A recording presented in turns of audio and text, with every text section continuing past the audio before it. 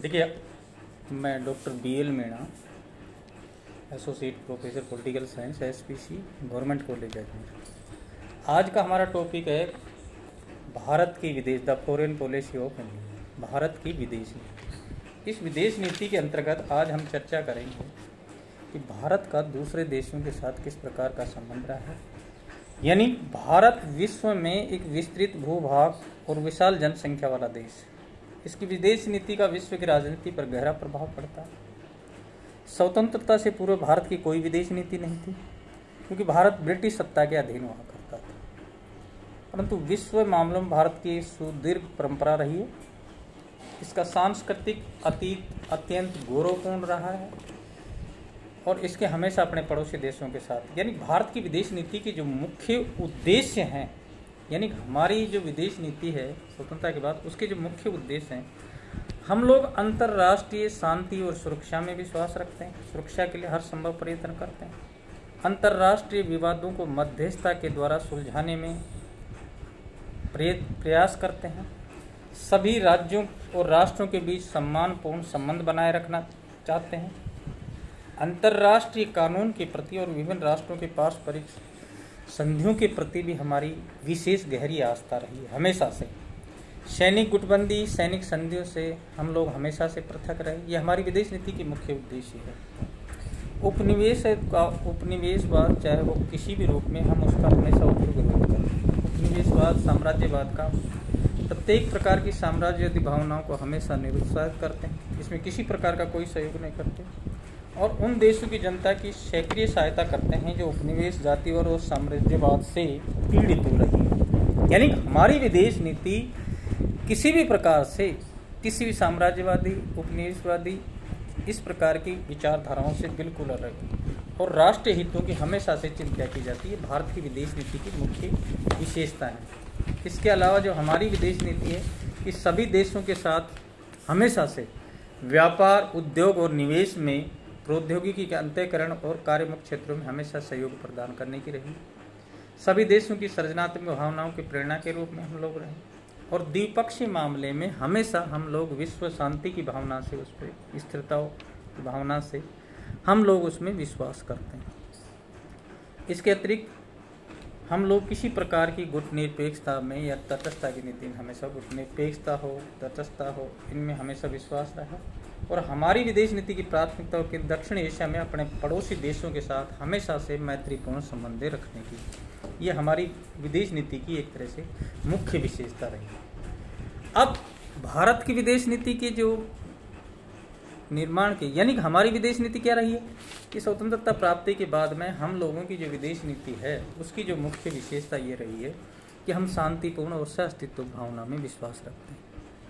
इसकी विशेषताएं जैसे गुटनिरपेक्षता की नीति, देखिए सितंबर 1961 में भारत के प्रधानमंत्री पंडित जवाहरलाल नेहरू, मिस्र के राष्ट्रपति नासिर और युगोस्लाविया के मार्शल टीटो, इन तीन बड़े नेताओं ने मिलकर गुटनिरपेक्षता की स्थापना की और आज गुटनिरपेक्ष शिखर सम्मेलन सदस्य देशों की संख्या 122 के लगभग है। इसमें जो महत्वपूर्ण योगदान है वो हिंदुस्तान का है, भारत की विदेश नीति का है। हमारा हमेशा से दृष्टिकोण है कि हम शांतिपूर्ण सह-अस्तित्व में विश्वास रखें, साम्राज्यवाद और पूंजीवाद का हमेशा से विरोध करते हैं। इसमें हमारी किसी प्रकार कोई, और जो भी देश एशिया, अफ्रीका और लातिन अमेरिका से संबंधित जो भी देश जो इन महान शक्तियों से पीड़ित रहा है, हम उसका हमेशा से सहयोग करते हैं। यानी अब गुटनिरपेक्ष यानी तटस्थता, और जितने भी जो गुटनिरपेक्ष शिखर सम्मेलन हुए हैं आज तक, जो भी 18-19 के लगभग हैं, इस गुटनिरपेक्ष शिखर सम्मेलनों में हमेशा से, चाहे वो दक्षिण अफ्रीका के रंग भेद की नीति हो, चाहे इथोपिया सोमालिया की स्थिति रही हो, चाहे उत्तरी कोरिया और दक्षिणी कोरिया के बीच की स्थिति रही हो, चाहे अरब इजराइल संघर्ष रहे हो, चाहे भारत पाकिस्तान कश्मीर समस्या, हमारी हमेशा से जो नीति रही है कि हम किसी महाशक्ति के साथ कभी भी नहीं रहे, उसका विरोध किया है हमने और एक तटस्थता की नीति की, हमने साम्यवाद का समर्थन करते हैं, न पूंजीवाद का समर्थन करते हैं। ये हमारी नीति है गुटों से पृथक रहने की नीति है, निरपेक्ष। और इस गुटनिरपेक्षता की स्थापना करने में भी भारत के प्रथम प्रधानमंत्री पंडित जवाहरलाल नेहरू, यानी ये हमेशा से इसकी रही। अब भारत की विदेश नीति के जैसे भौगोलिक तत्व है कि निर्माण के मुख्य तत्व थे कि भौगोलिक दृष्टि से भारत हिंद महासागर की नदी, और इस भौगोलिक स्थिति से हमारे यहाँ की जो व्यवस्था है, जो भी हमारे पड़ोसी देश हैं, चाहे वो श्रीलंका हो, चाहे पाकिस्तान हो, चाहे नेपाल हो, इनसे हमेशा हमें कोशिश ये रही है हमारी कि इनसे हम लोग अच्छे संबंधों की कल्पना करते हैं और रहे भी हैं। हम किसी गुटबंदी में कभी भी विश्वास नहीं करते थे, चाहे शीत युद्ध के समय, चाहे सोवियत संघ का गुट हो, चाहे संयुक्त राज्य अमेरिका गुट हो, चाहे किसी प्रकार की भी सैनिक संधि हो रही हो, चाहे नाटो हो, चाहे सीटो हो, चाहे वार्सा हो, चाहे सेंटो, किसी प्रकार की सैनिक संधियों में हमेशा इन गुटबंदियों में कभी हमने हमेशा अंतर्राष्ट्रीय राजनीति में, विश्व राजनीति में हमेशा सहयोग की भावना, सामंजस्य की भावना, एक दूसरे के विकास में सहयोग देने पर हमेशा दबाव रहा है।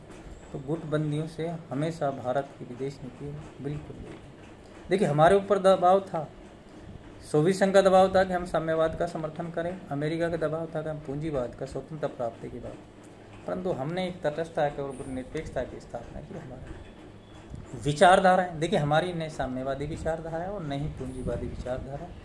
विचारधाराओं के मामले में हमारी एक मिश्रित अर्थव्यवस्था है कि हम न साम्यवाद का समर्थन करेंगे और न पूंजीवाद का समर्थन करेंगे। आर्थिक तत्वों में हमारी एक मजबूरी थी, आर्थिक तत्व कि हम लोग, हमारी विदेश नीति कि काफ़ी लंबे समय से, पहले मुगलों के अधीन, फिर अंग्रेजों के अधीन, तो आर्थिक दृष्टि से भारत बहुत ही कमज़ोर हो चुका था।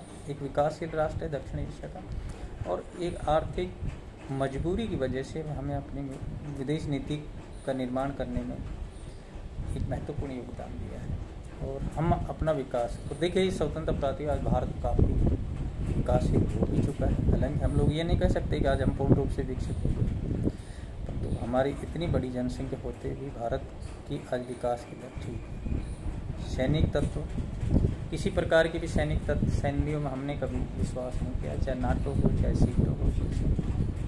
श्री नेहरू का व्यक्तित्व, पंडित जवाहरलाल नेहरू का व्यक्तित्व अंतर्राष्ट्रीय राजनीति में एक बहुत ही अच्छा था। उन्होंने पंचशील जैसे सिद्धांतों का समर्थन किया। उन्होंने हमेशा शांतिपूर्ण और सहअस्तित्व की नीति का समर्थन किया है कि नेहरू जी का एक करिश्माई व्यक्तित्व था कि अंतर्राष्ट्रीय नेतृत्व, और जिन्होंने ही गुटनिरपेक्ष शिखर सम्मेलन को खड़ा किया, गुटनिरपेक्षता की स्थापना करने में अपनी महत्वपूर्ण योगदान दिया। अगला पॉइंट है राष्ट्रीय हित। देखिए, हर देश का अपना राष्ट्रीय हित होता है। भारत अपने हित की बात करेगा, पाकिस्तान अपने हित की बात करेगा, अमेरिका अपने। द्वितीय विश्व युद्ध, जो संयुक्त राज्य अमेरिका और सोवियत संघ ने जो शीत युद्ध का जो कार्यकाल चला 1945 से लेकर और 1989 तक, 1989 तक, इसमें इनका सोच था, अमेरिका का सोच ये था कि विश्व की अंतर्राष्ट्रीय राजनीति में पूंजीवादी विचारधारा को थोपा जाए। उधर सोवियत संघ का विचार था कि अंतर्राष्ट्रीय राजनीति में साम्यवादी विचारधारा को थोपा जाए, और ये अपने राष्ट्रीय हित के लिए अपनी विचारधाराओं को आगे बढ़ाने। हमारा भी एक राष्ट्रीयवाद है कि हम न पूंजीवाद का समर्थन करेंगे, न साम्यवाद का समर्थन करेंगे। हमें अपनी विचारधारा मिश्रित और तटस्थता की नीति रही है। हमने हमेशा उस चीज़ का, हमारी विदेश नीति ये रही है कि हमने साम्राज्यवाद, नव उपनिवेश, जातीय प्रदेश, रंग भेद की नीति का हमेशा से विरोध किया है और उस पर आज भी हम अटल हैं। हमारी कुछ ऐतिहासिक परंपराएं भी रही हैं। देखिए, भारत की बदकिस्मती ये रही कि इस पर हमेशा से विदेशियों ने कब्जा किया है, आक्रमण किया है।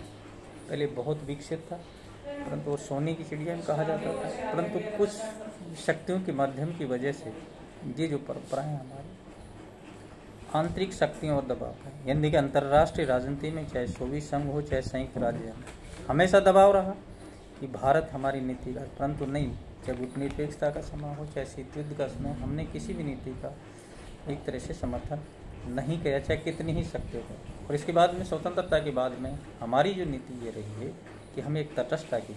यही कारण है कि भारत के प्रधानमंत्री पंडित जवाहरलाल नेहरू, मिस्र के राष्ट्रपति नासिर और युगोस्लाविया के मार्शल टीटो, इन्होंने 1 से 6 सितंबर 1961 में एक गुटनिरपेक्ष शिखर सम्मेलन किया और 7वां जो गुटनिरपेक्ष शिखर सम्मेलन 8वां, तो वो नई दिल्ली भारत में ही हुआ था, और जिसमें हमेशा गुटनिरपेक्षता में हमेशा हमारी मांग रही है कि एशिया, अफ्रीका और लातिन अमेरिका के नव स्वतंत्र विकासशील राष्ट्रों का ज़्यादा से ज़्यादा सहयोग किया जाए। साम्राज्यवाद, उपनिवेशवाद, जाति प्रभेद का हमेशा विरोध किया जाए और अंतर्राष्ट्रीय विश्व में एक शांति की स्थापना की जाए। चाहे अरब इजराइल संघर्ष हो, चाहे इथियोपिया और सोमालिया का संघर्ष हो, हमने हमेशा से एक शांतिपूर्ण सा अस्तित्व की भावना में विश्वास किया है। तो ये हमारी भारत की विदेश नीति के कुछ निर्माणक तत्व हैं और इनका ये उद्देश्य यही है कि हम शांति व्यवस्था में हम वसुदैव कुटुंबकम के परिवार से हैं और जिनका मुख्य उद्देश्य ये है कि विश्व राजनीति में एक शांति बनी रहे।